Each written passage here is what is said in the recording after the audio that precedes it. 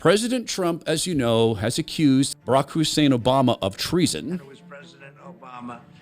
It wasn't lots of people all over the place. It was them too. But the leader of the gang was President Obama, Barack Hussein Obama. Have you heard of him? And except for the fact that he gets shielded by the press for his entire life, that's the one they... Look, he's guilty. It's not a question. You know, I like to say, let's give it time. It's there. He's guilty. This was treason. This was every word you can think of. They tried to steal the election. They tried to obfuscate the election.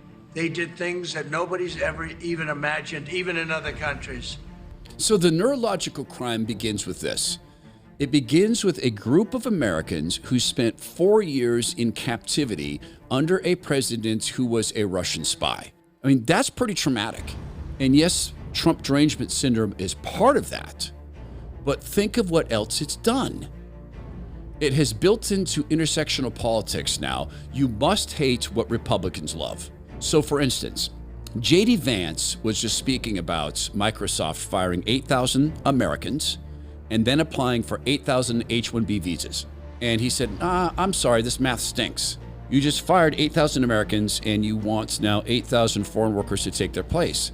People who've been through this trauma, neurologically traumatized by what the media did, they have to take the side of Microsoft. If they're that damaged neurologically, and there are people who are, they have to take that side.